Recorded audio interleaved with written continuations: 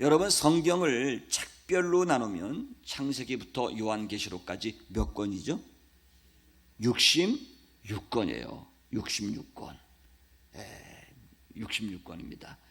미국에 가면요, 저 동쪽에서부터 서쪽까지 그냥 뻥 뚫어놓은 고속도로가 있어요. 남부 쪽에. 그게 66번 하이웨이예요. 66번. 그래서 근데 그거를 미국 사람들이 뭐라고 부르냐면 바이블 벨트라고 해요. 바이블 벨트. 성경이 66권이에요. 성경의 66번을 따가지고 동쪽에서 서쪽부터 서쪽까지 도로를 딱 뚫어놓은 다음에 미국 사람들이 성경 66권을 따가지고 66번 고속도로를 붙였거든요. 바이블 벨트라고 그래요. 바이블 벨트. 그쪽에 사는 사람들이 되게 다 보수적이고 신앙적인 사람들이 많이 살아요. 남쪽으로는. 성경은 몇 권이다? 66권. 자, 구약은 몇 권이죠? 구약 39권. 신약은 몇 권입니까? 27권. 그래서 39, 27. 외우기도 쉬워요. 39, 27 이렇게 외웠습니다. 자, 이건 책별로 나눈 거예요. 책별로. 그런데 성경을 주제별로 나누면 크게 세 가지 주제로 나눌 수가 있습니다. 성경을 크게 세 주제로 나눌 수가 있어요. 자, 첫째는 계명입니다. 계명. 따라서 하시기 바랍니다. 계명. 두 번째는 복음. 복음. 복음. 그 다음에 세 번째는 예표. 이렇게 나눌 수가 있습니다. 성경을. 자, 성경은 다 그래요. 창세기부터 요한계시록까지 이 세 주제로 다 분류가 돼요. 자, 여러분, 계명이 뭐예요? 자, 계명, 구원받은 하나님의 백성과 하나님 사이에 맺은 언약이에요. 그렇죠? 구원받은 백성, 여러분, 예수 안 믿는 사람과 맺은 게 아니에요. 예수 믿는 성도들과 하나님 사이에 맺은 언약입니다. 이 언약은 무엇을 요구한다고요? 순종을 요구하는 거예요. 그러니까 성경은 계명이에요. 계명. 주제별로 계명으로 분류가 있어요. 여러분, 예를 들면 뭐 십계명이라든가 다 계명인데 성경에 보면 이런 말이 나와요. 해라, 하지 마라. 그렇죠? 계명은 그겁니다. 단순해요. 해야 돼요. 해야 될 걸 안 하는 거 죄입니다. 하지 말라 그랬는데 그거 하면 죄가 되는 거죠. 해라, 하지 마라. 내 이웃을 내 몸과 같이 사랑하라. 간음하지 말라. 도둑질하지 말라. 안식일을 기억하여 거룩히 지켜라. 해라, 하지 마라. 이거는 여러분, 구원받은 사람들과 하나님의 백성과 하나님 사이에 맺은 언약이에요. 순종해야 되는 게 이게 계명이에요. 성경의 한 주제는 계명으로 분류돼요. 또 한 가지는, 자, 계명 다음에 뭐가 있나요? 복음이 있어요. 복음. 복음. 여러분, 계명 중에 대표적인 계명은 뭐예요? 율법이죠. 율법. 그렇죠? 또 율법 중에 대표적인 율법은 뭐죠? 십계명이죠. 십계명. 그런데 이 율법이 어떤 역할을 해요? 우리 구원하고 무슨 관계가 있죠? 율법이 우리 구원하고 무슨 관계가 있을까요? 우리 구원, 시제에 따른 구원 우리가 얘기했지 않습니까? 여러분, 이 율법은 불신자 있을 때 율법은 뭐예요? 우리 죄를 깨닫게 하는 거죠. 율법이 없으면 이게 죄인지 죄가 아닌지 뭐 몰라요. 잘 기준이 없잖아요. 그렇죠? 여러분, 그렇지 않습니까? 율법이 없으면 기준이 없어요. 도둑질하지 말라. 어떻게 알아요? 그게 죄인지. 여러분, 뭐 대한민국 법이나 미국 법이나 전 세계 모든 법은 다 성경에서 온 거예요. 사실은 한국의 헌법은 미국에서 왔고, 미국의 헌법은 청교도들, 그렇죠? 신앙에서 온 거 아닙니까? 그러니까 율법으로는 우리 죄를 깨달아요. 그래서 불신자일 때 이 율법이 우리 죄를 깨닫게 하는 겁니다. 아, 내 죄인이구나. 예수님 믿어야겠구나. 이런 마음을 먹게 하죠. 그 다음에 예수님을 믿은 우리 성도들에게는 율법이 어떤 역할을 합니까? 율법에 순종함으로써 우리가 뭐가 되죠? 성화가 되죠. 성결해지죠. 이해가 되세요? 딱딱합니까? 딱딱해요? 딱딱하면 다음부터 금요일날 오실 때 말랑말랑한 인절미를 좀 싸갖고 오셔가지고 그 드시면서 하시면 정화가 됩니다. 저도한테 좀 강대상에도 올려놔시고.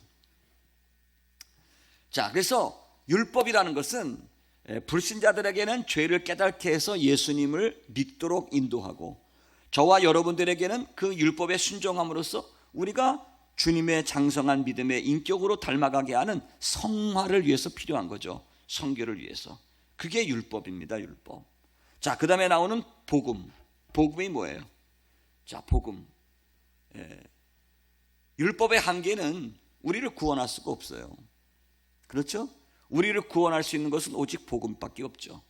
복음은 인간의 공로가 아닌 하나님의 아들 예수 그리스도를 믿음으로 그 주님의 의를 힘입어서 우리가 하나님의 자녀가 됐고 구원받는 거, 이거를 직접적으로 설명해 주는 게 복음이에요. 복음. 믿습니까? 자, 여러분, 계명은 주로 어디에 나와요? 계명은 구약 성경에 나오죠. 창세기, 출애굽기, 레위기, 민수기, 신명기. 다 이 계명이에요. 계명. 그렇죠? 그 다음에 복음은 어디 나와요? 마태복음, 마가, 누가, 요한복음에 나와요. 이것은 예수 그리스도의 십자가 사건, 그리고 죽으시고 부활하신 것과 아주 직결되는 거예요. 그게 복음 아닙니까? 예수님이 우리의 죄를 위해서 죽으시고 다시 부활하셨다. 누구든지 그 예수를 믿으면 구원받는다. 이걸 설명해 주는 게 복음 아닙니까? 복음. 그래서 인간의 공로가 아닌 하나님의 아들 예수 그리스도를 믿음으로 그의 의를 힘입어 영생하는 하나님 나라에 들어갈 소망을 얻게 한다. 이 복음은 우리의 무엇을 요구한다? 믿음을 요구하죠. 계명은 무엇을 요구한다? 순종을 요구해요.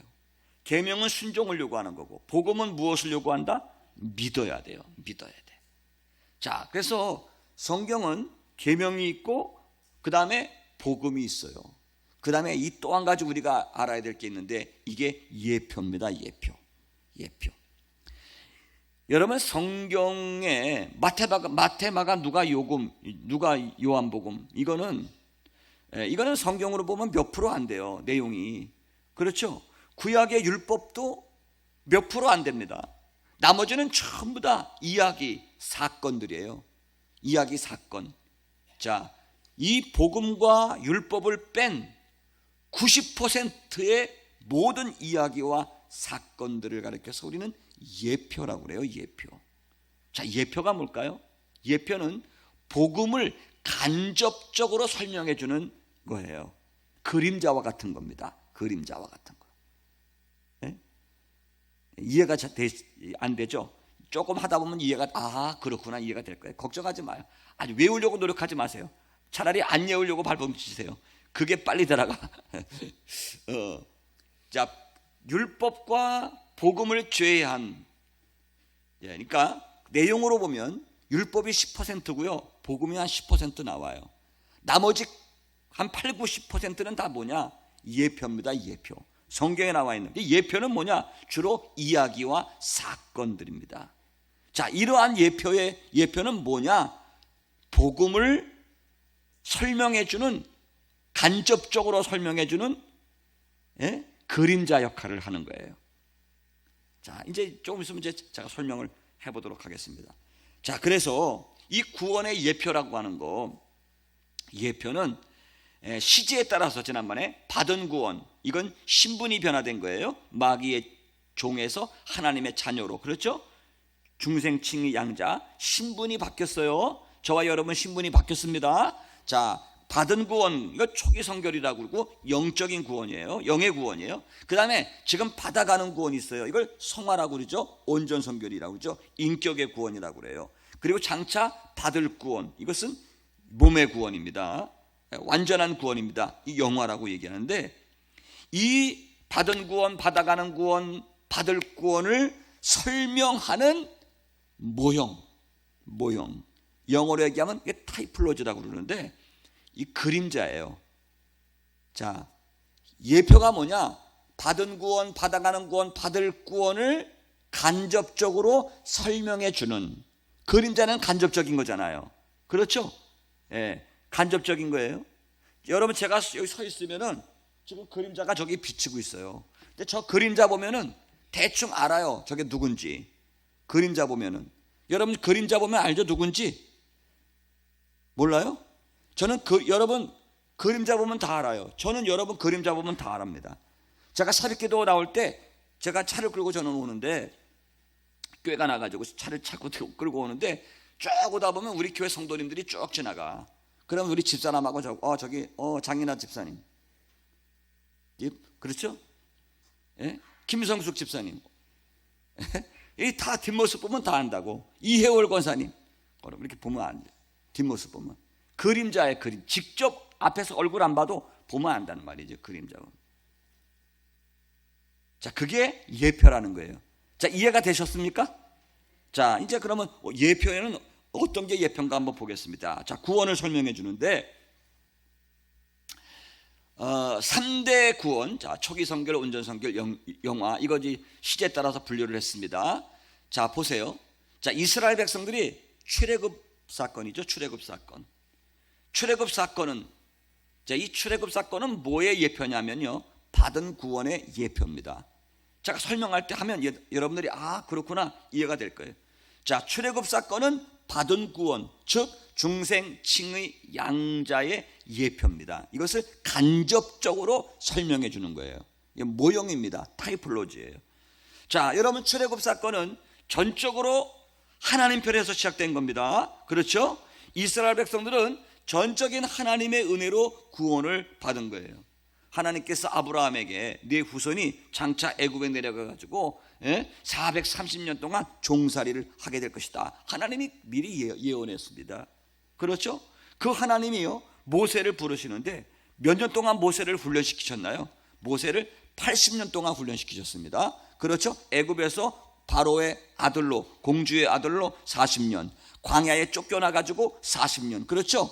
80살까지 훈련시킨 다음에 하나님이 모세를 부르셨어요. 어디서? 호렙산에서. 그렇죠? 호렙산 기슭이 불붙는 떨기나무에서 모세야 모세야, 내가 선 곳은 거룩한 곳이니 내 발에서 신을 벗어라. 응? 내가 애굽에 있는 내 백성들의 부르짖는 소리를 내가 들었다. 그러면서 하나님이 모세를 이제 애굽으로 파송하십니다. 그런데 이 백성들이 모세를 믿지 않는 거예요. 너 누가 보내서 왔어? 믿지 않아요. 그러니까 모세가 애굽 땅에 재앙, 몇 가지 재앙을 일으킵니까? 10가지 재앙을 쏟아붓죠. 그렇죠? 모세가 졸립니까? 예, 모세가 애굽 땅에 10가지 재앙을 쏟아붓습니다. 우리 다 외웠죠? 피계, 입학, 독, 우매, 흑장. 10가지 재앙을 쏟아부어요. 예, 그렇죠? 10가지 재앙을 쏟아붓는데 이 재앙은요, 애굽 사람들한테는 이건 재앙이야. 예? 그런데 구원받을 선민 이스라엘 백성들에게는 이거 뭐예요? 구원의 표적이죠. 그렇죠? 이게 표적입니다.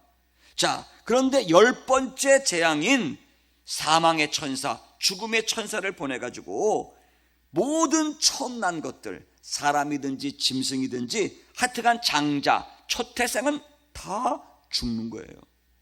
이 죽음의 재앙입니다.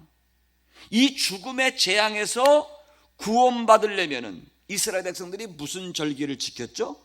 유월절을 지킵니다. 유월절. 자, 유월절의 핵심은 뭐예요? 어린 양을 잡아야죠. 흠이 없는, 그렇죠? 흠 없는 1년 된 어린 양을 잡아서 그 피를 뿌리는 거예요. 자, 이 어린 양은 누구를 설명해 주는 그림자일까요? 이제는 이제 뭐가 통하네. 이 어린 양은 예수님의 그림자예요. 그림자. 이걸 타이폴로지라고 그래요, 영어로. 이게 모형이에요. 예표입니다. 예표. 어린 양은 예수님의 예표가 되는 거예요. 여러분, 이 출애굽기 보면 이게 우리의 무슨 얘기하는 거예요 지금? 그런데 성경은 전체가 다 이 복음을 설명해 주는 예표로 돼 있어요. 이해가 되시면 아멘. 자, 여러분, 그래서 출애굽기 12장 21절 이하에 제가 읽어볼게요. 모세가 이스라엘 모든 장로들을 불러서 그들에게 이르되, 너희는 나가서 너희 가족대로 어린 양을 택하여 유월절 양으로 잡고, 너희는 우슬초 묶음을 취하여 그릇에 담은 피에 적시어서 그 피를 문 임방과 좌우 설주에 뿌리고 아침까지 한 사람도 자기 집 문 밖에 나가지 말라. 여호와께서 애굽 사람을 치러 두루 다니실 때에 문 임방과 좌우 설주의 피를 보면 그 문을 넘으시고 멸하는 자로 너희 집에 들어가서 너희를 치지 못하게 하실 것입니다.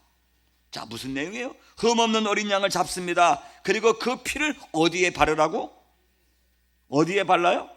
문설주와 그 다음에 임방에 바르라고 그랬어요. 문설주와 임방, 이게 뭐예요? 문설주.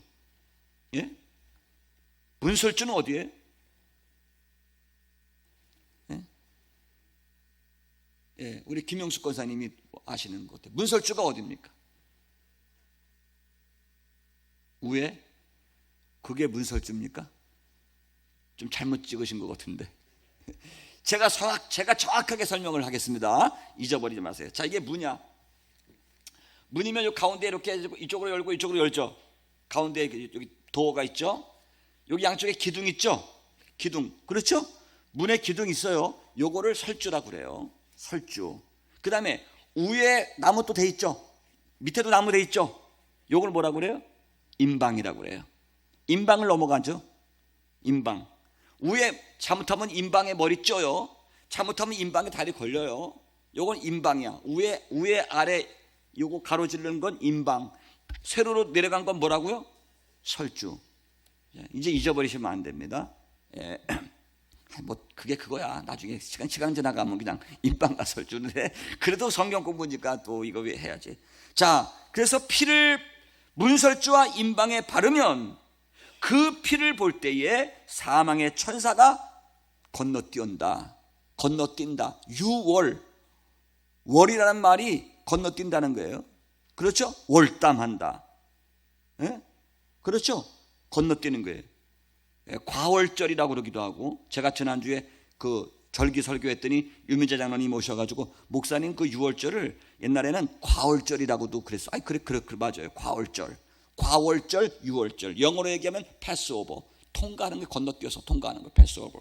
유월절. 자, 유월절을 통해서 어떻게 했어요? 죽음에서 생명을 얻는 것이죠. 예, 이스라엘 사람들은 계산이 밝은 사람들이에요. 아주 수전노가 많죠. 장사를 잘해요, 이스라엘 사람들이. 자, 근데 이 머리 좋은 사람들이 이걸 받아들이질 않는 거예요. 머리로 받아들이기 힘든 거예요. 하지만 그들은 모세의 말을 듣고 어떻게 했어요?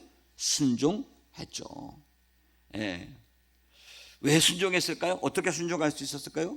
여러분, 이 십계명이요, 10가지 재앙이 막 2, 3일 사이에, 일주일 사이에 막 들이퍼본 걸로 생각하는데 그렇진 않아요. 여러분, 십계라는 영화 있죠? 찰스 헤스턴 나오고 율브리너 나오는 거. 그 십계 영화 보면은 막 일주일 동안 막 들이퍼붓고 막 피계 입학도 음해 흑장 이 막 10가지 재앙이 들이 쏟아붓는데 그렇진 않아요. 대개 이 구약 학자들에 의하면 이 10가지 재앙이 보통 한 6개월 정도 기간에 이루어졌다고 생각을 해요. 6개월 정도. 그러니까 이 9가지의 기적들을 막 보면서 피, 개구리, 이 파리 뭐 이런 재앙을 보면서 이제 마지막에 유월절을 믿은 거예요, 이스라엘 백성들이. 그래서 전부 다 문 걸어 잠그고 들어가가지고 어린 양 잡아가지고 문설주에 피를 뿌린 거죠. 이 유월절 사건은 애굽에 내린 전무후무한 재앙입니다. 그러나 흠없는 어린 양의 피를 바른 사람은 누구든지 안전하게 구원받은 거죠. 자, 유월절 흠없는 어린 양의 피 흘린 이 희생을 통해서 이스라엘 백성들은 공짜로 값없이, 그렇죠? 해방되었습니다. 노예에서, 애굽의 노예에서, 바로의 종에서. 여러분 마찬가지 아닙니까? 그렇죠? 예, 그래서 자, 유월절에서 구원받으려면, 해방되려면 어떻게 해야 돼? 첫째, 흠없는 어린 양이 피를 흘려야죠. 흠없는 어린 양의 피를 흘려야 돼요. 자, 이 흠없는 어린 양의 피를 흘리는 사건은 뭐의 그림자일까요? 예수님의 십자가 사건의 예표죠. 그림자죠. 자, 이해가 되십니까? 모형이에요, 모형. 예. 자, 그 다음에 자, 양이 피를 흘렸어. 그 다음에 어떻게 해야 돼? 내 집 문설주와 임방에 발라야 돼. 누가? 내가 발라야 돼. 그렇죠? 이건 뭐야? 내가 개인적으로 그 예수님의 십자가의 희생을 영접해야죠. 이해가 되시면 아멘 하세요. 양이 피를 흘려서 소용없어. 예수님이 십자가에 못 박혀 죽었는데도 내가 영접하지 않으면 소용없는 거 아니에요. 내 집에, 내 마음의 문에 좌우의 설주와 임방에 발라야 돼요. 그 예수 그리스도의 십자가 사건을 내가 받아들이는 거죠. 따라서 그 결과 죽음과 애굽의 종살이에서 해방됐어요. 칭의 됐어요. 거듭났어요. 양자가 됐습니다. 할렐루야. 그래서 사도 바울은 고린도후서 5장 7절에서 유월절 어린 양이 곧 예수님이라고 아주 그냥 확실하게 얘기를 해주고 있습니다. 유월절 어린 양은 누구다? 예수님. 할렐루야. 따라서 구약의 유월절 어린 양은 골고다에서 피 흘려 죽으신 예수님의 예표다. 모형이다. 예표가 뭔지 아시죠? 이제 자, 성경은 주제로 나누면 몇 가지 주제로 나눌 수 있다고요?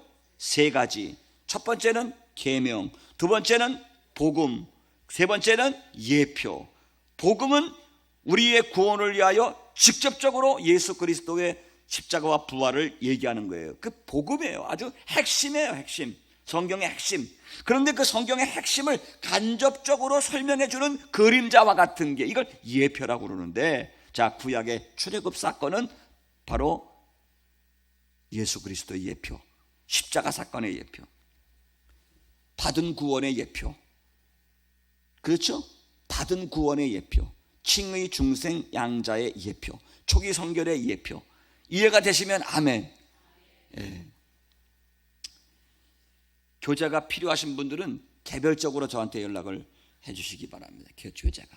이건 우리 최우천 성도님은 제가 그냥 하나 해드렸는데, 다른 분들은 이제 공짜는 없으니까 막국수 한번 사시면 됩니다. 그 다음에 자, 광야, 이제 애굽에서 나왔어요. 애굽에서 나왔어. 그 다음에 광야 40년 생활을 하죠. 그렇죠? 40년 동안 광야 생활하죠.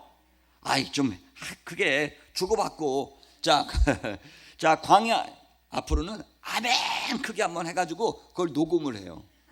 그래갖고 우리 저기 방송실에서 제가 다 씁니다 하면 그냥 거기서 한 번씩 눌러줘. 그럼 아멘. 그래야 돼. 힘이 나. 여기서 안 하니까 영심통치가 안 와. 그냥 방송실에서 그냥 한꺼번에 때려줘요. 아멘, 아멘으로. 예. 자, 애굽에서 구원받았습니다. 출애굽 사건은 바로 받은 구원의 예표예요. 자, 광야 40년 생활은 받아가는 구원의 예표다. 성화의 예표다.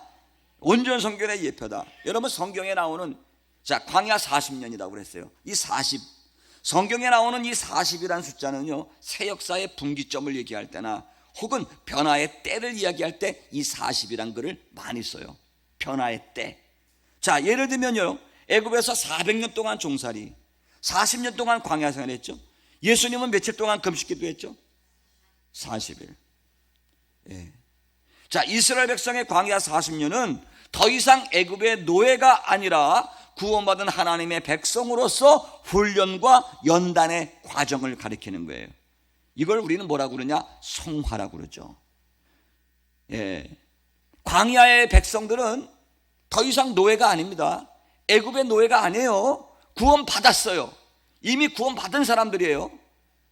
그런데 40년 동안 훈련하고 연단하고 있어요. 왜? 가나안 땅에 들어가서 잘 적응할 수 있도록 훈련해야 돼요. 이 훈련이 없으면 안 돼요. 그렇죠? 많은 사람들이 훈련에 통과하지 못하고 광야에서 죽었잖아요. 여러분, 교회 다닌다고 해서 다 천국은 보장은 아니에요. 성경은 그걸 얘기해 주고 있어요. 물론 장로교, 칼비니스트, 이 펀더멘탈리즘, 근본주의 장로교 분들은 한 번 구원받으면 막 영원한 구원이다. 막 하나님 막 다리 몽둥이를 분질러서라도 택한 사람은 천국으로 이끌어 간다고 얘기하고 있어요. 그거 한거할 수 없는 은총이라고 그러는데, 여러분, 우리 이 웨슬레안에서는 그렇게 얘기하지 않습니다. 광야에서 버림받은 사람이 있는 것처럼 교회 다닌다고 해서 다 천국으로 가는 보장은 아니에요. 물론 하나님만 아시겠죠. 절대 전지전능하신 하나님만 아시죠. 예. 자, 그래서 40년 동안 광야에서 훈련을 받아요. 연단을 받습니다. 성화돼요, 성화. 그러니까 여러분, 예수 믿은 저와 여러분들, 이미 과거에 구원받고 신분이 변화된 저와 여러분들은 지금 무슨 구원에 힘써야 돼요? 성화의 구원에 힘써야 되는 거예요. 이 광야 40년 동안 잘 연단받고 훈련받아야 돼요. 여러분, 그게 가장 중요한 거예요. 그런데 오늘날 한국교회가 이거를 강조를 안 해요. 왜 이 한국교회가 지금 이 모양 이 꼴이 됐어요? 받은 구원만 얘기해. 이미 구원 받았으면 막 자유해. 이제는 여러분, 구원파 맨날 우리 박옥수 유병현이 구원파 맨날 이단이라고 그러는데 우리 개신교도요 지금 문제가 있어요. 박옥수 유병현이가 왜 문제입니까? 한 번 구원 받았으면 무슨 짓을 저질러도 괜찮다고 그런 사람들 아니에요? 여러분, 교리적으로 그렇게 하나, 교리적으로 우리 말을 안 하나, 행동으로 그렇게 하면서 사는 거, 이거 문제 있는 겁니다, 여러분. 그래서 여러분, 우리가 이 광야 40년인데 이스라엘 백성들은 40년인데 저와 여러분들은 몇 년일 줄 몰라요. 40년인 사람도 있고 예수 믿고 나서 40년일 수도 있고 어떤 사람은 60년일 수도 있고 어떤 사람은 70년일 수도 있고. 예? 저 같은 경우는 뭐 15살쯤에 예수 믿기 시작했으니까 제가 125세까지 사니까 110년은 앞으로 연단을 받아야겠죠. 아, 왜 웃으세요? 아, 저는 그렇게 살 것 같아. 살고 싶어. 김혜숙 권사님 고개를 고개를 설렜어요. 하여튼간에 여러분 다 지금 여러분 보이지 않는, 눈에 보이지 않는 40년 광야 생활을 하고 있습니다. 그런데 여러분, 훈련을 받는데 훈련을 받는 도구가 두 가지가 있어요. 광야에서 이스라엘 백성들이 훈련받았던 중요한 두 가지가 있습니다. 두 가지를 중심으로 광야 생활을 해요. 자, 뭘까요? 첫 번째는 계명입니다. 계명. 광야에서 이스라엘 백성들이 계명을 중심으로 살아요. 하나님이 시내산에서 주신 거죠. 그렇죠? 계명을 중심으로 살아요. 이스라엘 백성들이 율법을 중심으로 산단 말이에요. 또 한 가지는 뭘 중심으로 살았을까요? 광야에서 성막을 중심으로 살았어요. 이해가 되십니까? 성막을 중심으로 살았어요. 성막, 회막이라고 그러죠. 타바너클. 자, 계명은 모세가 첫 번째로 시내산에서 하나님께로부터 받은 거예요. 출애굽기 20장에 나오죠. 계명입니다. 이 성막은 모세가 두 번째 시내산에서 받은 거예요. 계명 주실 때 성막 설계도를 주셨어요. 하나님이 성막을 지어라 이렇게. 그래서 이스라엘 백성들은 광야 40년 동안 계명과 성막을 중심으로 하나님의 가나안 땅에 들어가서 살기에 합당한 적합한 사람으로 훈련되어졌습니다. 연단되어졌어요. 자, 뭐를 중심으로? 계명과 성막을 중심으로. 자, 죄와 사망의 노예에서 예수 그리스도의 피의 공로를 힘입어 믿음으로, 은혜로, 공짜로 하나님의 자녀의 신분을 이미 얻은 우리가, 여기까지는 받은 구원 얘기하고 있습니다. 그 다음에 자, 지금 광야 같은 이 세상, 광야 같은 이 일생을 살아가면서 온전한 하나님의 백성으로 훈련되어지는데 이것을 가리켜서 우리는 성화라고 얘기하고 인격의 구원이라고 얘기하고 있습니다. 인격, 그리스도의 창성한 믿음의 분량, 인격, 그리스도 닮은 제자, 그렇죠? 인격의 구원이에요. 자, 이 인격의 구원에는 반드시 두 가지가 필요합니다. 도구가. 자, 뭐가 있어요? 첫째는 계명인데 구약 시대에는 계명이라고 그랬고 신약 시대에는 뭘까요? 하나님의 말씀의 말씀. 하나님의 말씀과 그 다음에 구약 시대에는 성막이라고 그랬고 신약 시대에 와서는 성막이 뭘까요? 교회입니다. 교회. 그러니까 예수 그리스도의 피로 값없이 신분이 변화된 중생층의 양자, 초기 성결, 신분이 변화된 저와 여러분이 광야 같은 인생을 살아가면서 구약 시대에는 계명과 성막 중심으로 연단을 받았지만 신약 시대에는 하나님의 말씀인 성경과 교회를 중심으로 우리가 연단을 받아가고 있어요. 그러니까 이 성경, 우리 그리스도인들에게 있어서 가장 중요한 성화의 도구는 하나님의 말씀과 교회입니다. 교회. 믿으시기 바랍니다. 예, 요즘 제가 무슨 책을 하나, 우리 지난번에 우리 부교육자들하고 세미나를 갔다가 책을 하나 샀어요. 예, 선교형 교회 미셔널 처치라는 책을 좀 이렇게 뒤져보다 보니까 요즘 시대의 풍토 중에 하나는 소비 문화예요. 소비 문화. 소비장 중심이에요. 그러니까 교회도 여기에 빠져 있어요. 지금 커스터머, 제가 늘 얘기했지만 소비자 중심의 교회가 되어버렸어요. 그래서 교인들이 교회를 선택하고 기분 나쁘거나 싫거나 마음에 안 들으면 가차없이 교회를 옮겨버리고 바꿔버리고 이렇게 하죠. 그러다 보니까 교회가 권징이 사라졌어요. 잘못된 교인들을 징계하는 게 사라져버렸어요. 우리 교회도 징계 안 하죠. 해본 적이 없어요. 교인이 예를 들어서 어떤 교인이 간음을 했어. 교회가 징계를 해야지. 물론 그 당사자가 회개해야겠지만 징계해야 돼요. 예를 들면 1년 동안 성찬식 참여 금지, 예? 뭐 이렇게 징계를 해야 되는데 안 한단 말이에요. 그러니까 여러분, 이 교회를 중심으로 해서 훈련되어져요. 훈련. 그러니까 여러분, 혹시라도 뭐 목회자나 누가 여러분 자존심을 상하게 하고 뭐 이렇게 설교 중간에 나를 비유를 건드렸다 그러면 기분 나빠. 목사가 나를 어떻게, 내 사장을 어떻게 알았어? 또 누구한테 누가 또 가서 고자질했나 봐. 더러워. 이렇게 하면 큰일 나는 거예요. 이런 사람은 성화를 안 하려고 작정을 하고 교회 다니는 거야. 맨날 거듭나긴 거듭났는데 영적인 어린아이에 머물러 있는 거야. 4살 5살 먹은 어린아이로 죽을 때까지 머물러 있어.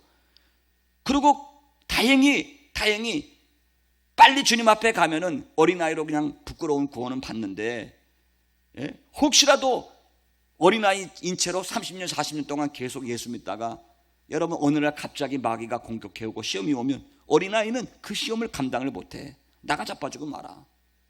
위험한 거예요. 그래서 여러분 연단 만든 그것을 아프게 생각하지 말으셔야 돼요. 믿으시기 바랍니다. 대개 목사님이 좀 카리스마틱하고 막 그냥 직설적으로 얘기하고 막 이런 목사님 밑에서 신앙생활하는 성도들이 순종을 잘하고 잘 훈련되어 있어요. 그런데 막 교인들이 되면 벌벌 떠는 목사님이 있어요. 그냥 교인들이 되면 벌벌 떨고 막 교인들이 찾아오면 버섯발로 뛰어나가고, 교인이 아프다고 그러면 또 자축 끓여갖고 쫓아가. 이런 목사님 밑에서 연단받은 사람들은 버릇이 없는 거예요. 버릇이 없는 거예요. 가만히 보세요. 가만히 보세요. 그래서 여러분, 성화의 훈련은 교회에서 받는 거예요. 성화의 훈련은 말씀을 통해서 받는 거예요. 다른 거 없어요, 여러분. 다른 거. 여러분, 여선교회 공동체잖아요. 여선교회 하다 보면 별 사람 다 만나죠. 그렇죠? 여선교회, 우리 교회는 별 그게 없어. 다 성화되신 분들이 많기 때문에. 뭐 여선교회 교회마다 시끄러워요. 막 패가르고 편가르고 삐죽대고 막 뭐 그 회비 내는 거 가지고 맨날 시끄러. 그래도 거기서 그냥 붙어 있으면 이리 깎이고 저리 깎이고 이리 치고 저리 치고, 그래서 나중에 20년 30년 믿으면 도통해가지고 인격이 둥글둥글해져. 웬만한 거는 이제 삐지지도 않아. 이거 다 겪었어 옛날에. 그렇게 훈련되어지는 거예요. 자, 이해가 되시면 아멘 하시기 바랍니다. 자, 우리의 성화의 도구 2가지. 첫째는 말씀, 2번째는 교회. 자, 이게 뭐냐? 받아가는 구원의 예표, 성화의 예표라는 것입니다. 그 다음에 이스라엘 백성들이 이제 요단강을 건너가서 약속의 땅 가나안 복지에 들어가게 됐습니다. 완전히 이제 며칠 후 요단강 건너가 만나리. 자, 요단강 건너갔어요. 다 건너갔습니다. 저와 여러분 건너갔어요. 자, 이때는 뭐예요? 이거는 영화예요. 영화의 예표입니다. 요단강을 건너가는 건 영화의 예표야. 믿으시기 바랍니다. 자, 주님의 재림 때에 우리가 생존해 있다면 우리는 신령한 몸으로 변화되어서 휴거될 것이고, 만약에 여러분이 돌아가셨다면 신령한 몸으로 부활하여, 그렇죠? 신령한 몸으로 부활하여. 여기서 말하는 신령한 몸은 지난주에 얘기했죠? 부활하신 예수님의 몸과 똑같은 몸이에요. 신령한 몸이에요. 신령한 몸으로 부활하여 영원한 하나님 나라 새하늘과 새 땅에 들어가는 거예요. 이걸 영화의 구원이야. 그래서 자, 출애굽 6월절, 이거는 받은 구원의 예표. 광야 40년 받아가는 구원의 예표. 요단강 건너 가나안 땅에 들어가는 거 받을 구원의 예표, 그림자. 자, 이해가 되시죠? 그러니까 이게 어마어마한 거죠. 분량이 출애굽기, 레위기, 민수기, 뭐 여호수아, 이거 다 예표 아닙니까? 예표. 자, 그 다음에 하나님의 성막 있죠. 성막을 통한 구원의 예표를 또 한번 보겠어요. 성막. 자, 성막도 역시 구원의 예표를 설명해 주고 있습니다. 이거 다 보입니까, 여러분?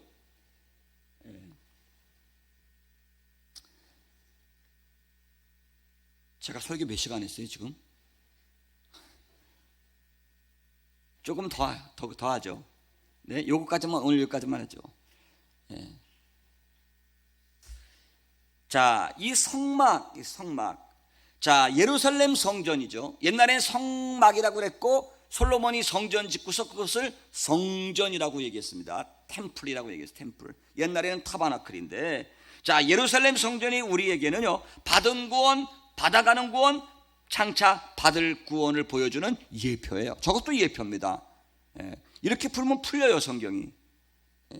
자, 성막은 크게 3등분으로 나눠져 있습니다. 세 부분으로 나눠져 있어요.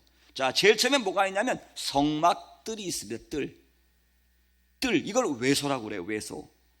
한번 따라서 해보실까요? 외소. 바깥의 장소라고 그래서 외소라고 그래요. 뜰이에요. 뜰, 마당, 뜰. 자, 저 그림의 가운데 보면은요, 하얀 그림에 보면은, 자, 뭐 테니스 코트 같은 거 위에 있고 밑에 동그란 거 하나 있죠? 자, 동그란 거 있는 데가 저게 뜰입니다. 뜰. 맨 앞엔 출입문이에요. 맨 밑에 맨 밑에 이게 찍찍 두 개 거는 거 있죠? 맨 바닥 밑에. 그렇죠? 찍찍 그게 이제 문이야, 문. 그쪽이 동쪽이야. 동쪽. 그러니까 문으로 딱 들어가면 성막뜰이 나옵니다. 그 외소라고 그래요. 외소. 그리고 거기 동그란 거 하나 있죠? 동그란 거. 그걸 뭐라고 그러냐면은, 동그란 거. 번제단, 물두멍. 그 옆에 또 물두멍이 있어요. 물두멍. 번제단이 네모난 거 있죠? 그 앞에. 네모난 건 번제단, 동그란 거는 물두멍. 이렇게 있습니다. 그걸 성전 뜰이라고 그래요. 자, 그 다음에 테니스 코트 하나 들어갑니다. 이제 테니스 코트인데 한쪽은 정사각형인데 작고 한쪽은 좀 길죠? 크죠? 그렇죠? 그 큰 거를 뭐라고 그러냐? 그거를 우리는 성소라고 그래요. 성소. 따라서 한번 해보시겠습니다. 성소. 그 다음에 정사각형 조그만 네모칸 더 올라가면 그거를 우리는 지성소라고 그래요. 따라서 하시기 바랍니다. 지성소. 자, 요게 세 부분으로 나눠집니다. 그래서 성전뜰, 성소, 지성소 세 부분으로 나눠지는데 이거 역시 구원의 예표입니다. 자, 외소, 성막뜰을, 이거는 받은 구원의 예표입니다. 받은 구원은 칭의, 아까 뭐라고 그랬어요? 중생, 칭의, 양자. 그렇죠? 이거 초기 성결이고 이건 신분이 바뀐 거예요. 자, 여러분 물두멍이 나오죠? 물두멍. 이건 물두멍이 뭐냐면, 물두멍은 높바다라고 그래요. 높바다. 바다가 어떻게 생겼어요? 이렇게 라운드가 돼 있죠. 공처럼 돼 있죠, 바다가. 그래서 노수로 만들었습니다. 그거를 물두멍, 물 손 씻는 거예요. 거기서 세수대와 같은 거, 높바다라고 그러는데, 자, 이 높바다에서 제사장들이 성소에 들어가기 위해서 먼저 손과 발을 씻어야 돼요. 손과 발을 씻지 않으면 성소에 들어갈 수 없어요. 못 들어갑니다. 절대로 손발 씻어야 돼요. 그래야 들어갑니다.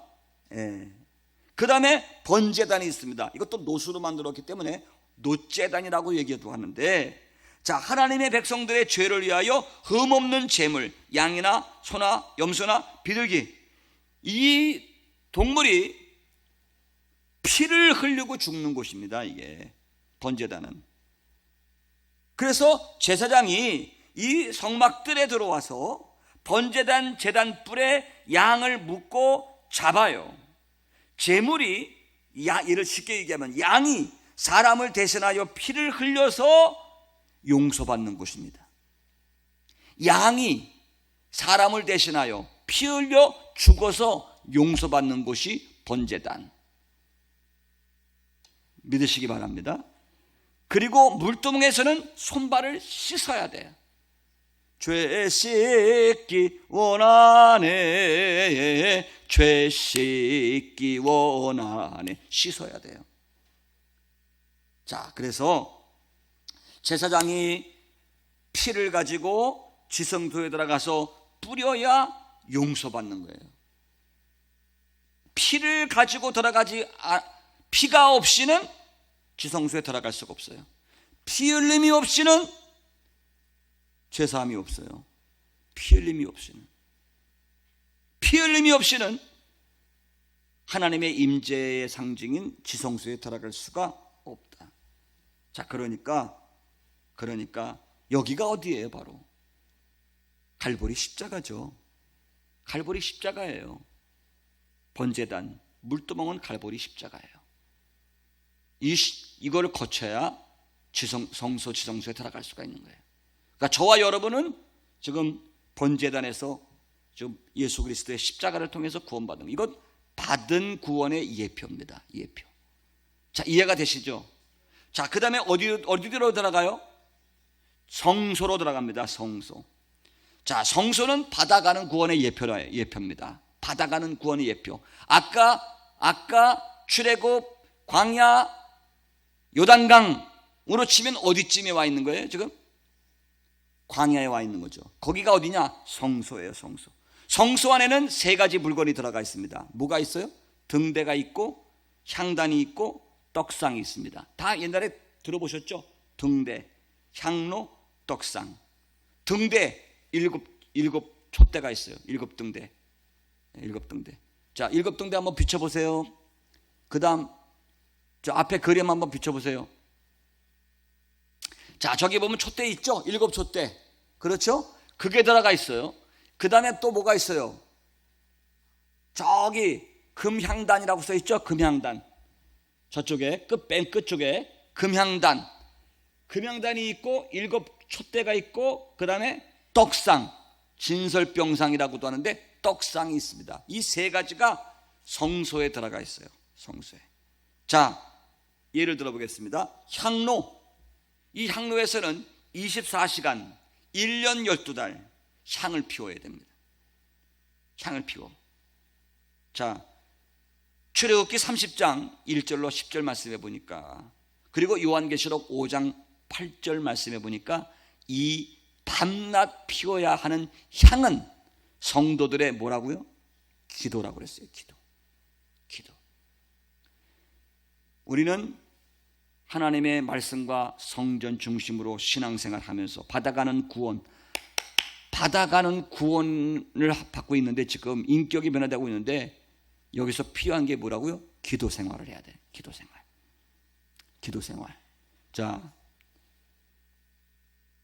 향단에서는 향 태우는 건 기도 생활 하는 거다.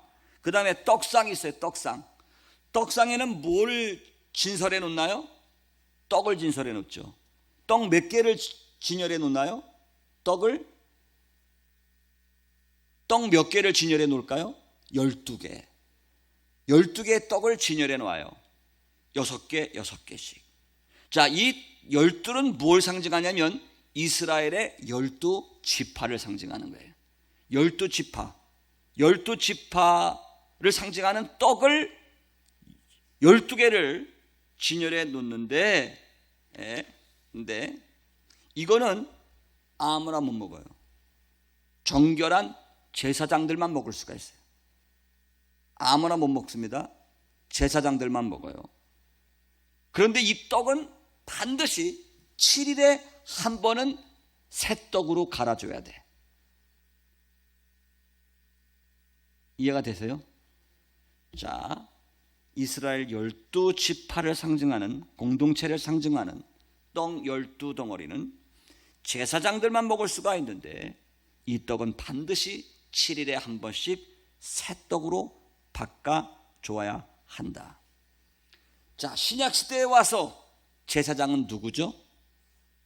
신약시대에 와서 제사장은 누구죠? 누가 제사장이에요? 목사? 제가 제사장이에요? 그럼 여러분은 뭐예요? 예?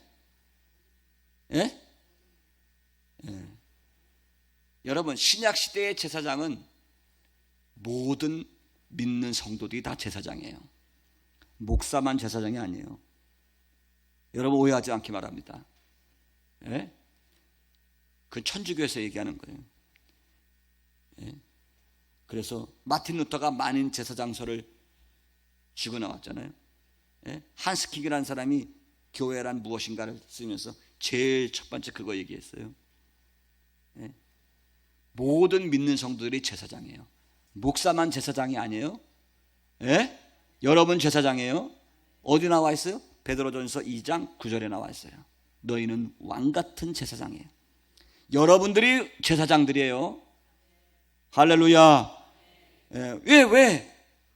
예수 그리스도의 피로 정결함을 받은 제사장들은 떡을 먹어야 돼. 그런데 이 떡은 뭘 상징할까요? 말씀의 말씀. 말씀의 떡을 먹어야 돼요. 최소한도 7일에 한 번 새떡으로 갈아 먹어야 돼. 그러니까 주일날 교회 와서 예배 드리고서 하나님 말씀 받아 먹는 게 이게 얼마나 중요한지 아실 수가 있죠. 최소한 일주일에 한 번씩은 새떡 먹어야 돼. 할렐루야. 예? 목사는 가끔 설교 재탕할 수 있어도 여러분들은 새로운 마음으로 들어야 돼. 뭐 저는 재탕 별로 안 하지만 하여튼 일주일에 한 번씩은 새떡 먹으시길 바랍니다. 자, 그래서 상단에서는 기도의 향을 피우고 떡상에서는 최소한도 일주일에 한 번 새떡을 먹으시고, 우리 지금 그 생활하고 있는 거 아니에요? 우리 그거 생활하고 있잖아요. 성소에서 성소 생활하고 있는 거예요 지금. 그 다음에 등대, 7등대. 자, 7등대의 불은 뭘로 켜죠? 등대의 불은 뭘로 밝혀요? 기름으로 밝히죠. 그렇죠? 예, 그래서 옛날에는요, 이스라엘은 감람나무, 올리브 기름이에요. 감람류를 짜면은 제일 먼저 짜는 아주 고강도의 순수한 기름은 이 성전에서만 썼어요. 성전에서 1급. 항상 하나님 먼저. 그리고 나머지는 식용으로 썼거든요. 이 감람류, 순수한 기름을, 기름을 통해서 불을 점화시키는 거예요. 등불을. 성전을 비추는 거죠. 성전을 환하게 비춰야 돼. 근데 성전에는요, 창문이 없어요. 저 지성소 성소에는 창문이 없어요. 그리고 깜깜해. 그래서 기름으로다가 환하게 성전을 비춰야 돼. 자, 그 성전은 어딜까요? 여러분의 심령이 다 성전이에요. 기름은 뭘 의미할까요? 성령이죠. 성령의 기름으로 여러분의 마음의 성전을 환하게 밝혀야 돼요. 할렐루야. 자, 그래서 지금 성소의 촛대, 향단, 떡상은 받아가는 구원을 얘기하고 있어요. 우리 성도들이 기도와, 그렇죠? 말씀의 떡과 성령의 인도를 받는 거죠. 받아가는 구원을 얘기하고 있습니다. 자, 그 다음에 지성소입니다. 지성소. 이거는 장차 받을 구원이에요. 금방 끝낼게요. 장차 받을 구원. 제가 설교를 하더라도 10시는 넘어요. 항상. 그렇죠? 그러니까 뭐 금요일 날은 뭐 저도 목이 좀 칼칼하고 아파요. 그러니까 요건 여기까지만 해야 되겠어요. 자, 그래서 지성소는 하나님의 임재를 경험하는 장소입니다. 이것은 뭐야? 영화의 예표입니다. 영화의 모형이에요. 예, 영화. 자, 지성소는요, 하나님의 임재를 상징하는 뭐가 있어요? 법궤가 있죠. 법궤가 있습니다. 법궤. 대제사장이 1년에 한 번 들어가요. 하나님 만나요. 여러분, 대제사장이 1년에 한 번만 들어가야 돼. 그것도 그냥 못 들어갑니다. 반드시 피를 가지고 들어가야 돼요. 피를 의지해서 들어가야 됩니다. 예? 1년에 한 번 들어가는데도 잘못하면 죽어요. 워낙 거기는 하나님의 임재가 있고 거룩한 곳이기 때문에 까딱 잘못하면 제사장이 죽어요. 그래서 제사장들이 지성소에 들어갈 때 어떻게 했어요? 예? 방울을 달아. 방울을 석류 모양 달고 방울 하나 달고 석류 달고 방울 하나 달고 밑에다 주렁주렁 달고 밑에다가 밧줄을 묶어가지고 뒤에다 허리에다 밧줄 묶고 들어갔다고 그러는데 밧줄 묶고 들어가. 쩔렁쩔렁 움직일 때마다 소리가 나. 방울 소리가. 근데 조용해. 그럼 어떻게 돼? 밖에서 밧줄 끌어다니네. 1년에 한 번 들어가는 것도 피발르고 들어가고. 야, 이거 어디 하나님 임재 앞으로 나가는 게 이렇게 어려워서 정말 살겠어? 근데 저와 여러분들은 어떡하죠? 우리는 매일 들어가. 하나님의 임재 앞으로 매일 들어가. 그렇죠? 우리에게는 무슨 피가 있어? 예수 피. 예수님 피를 의지해서 우리는 anytime, anywhere, 아무 데서나 아무 때나 하나님 앞에 기도할 수 있어요. 하나님 임재 앞으로 나가요. 믿으시기 바랍니다. 예. 자, 그런데 이 지성소는 성도가 주님의 재림을 통하여 이제 몸이 구원받아서 들어가게 될 천상 세계를 상징하는 거예요. 요한계시록 21장 3절로 4절 말씀, 내가 들으니 보좌에서 큰 음성이 나서 가로되 보라, 하나님의 장막이 사람들과 함께 있으며. 야, 옛날 대제사장 아론이 1년에 한 번 겨우 들어가서 하나님과 함께 있었는데 이제는 예수님을 통해서 구원받은 성도들은, 그렇죠, 하나님 나라 들어가면 하나님의 장막이 사람들과 함께 있으며 하나님이 저희와 함께 거하시리니 저희는 하나님의 백성이 되고 하나님은 친히 저희와 함께 계셔서 모든 눈물을 그 눈에서 씻기심에 다시 사망이 없고 애통하는 것이나 곡하는 것이나 아픈 것이 다시 있지 아니하리니 처음 것들이 다 지나갔습니다. 장차받을 구원이에요. 이게 요단강 건너 가나안 땅에 들어가는 영화의 구원이에요. 지성소에 들어가는 영화의 구원이에요. 저와 여러분들은 이 날을 소망하고 이 날을 사모하며 살아가시기 바랍니다. 예수님의 피로 우리는 값없이 공짜로 은혜로 신분이 변화가 됐습니다. 마귀의 종에서, 그렇죠, 하나님의 자녀가 되었습니다. 이미 받았습니다.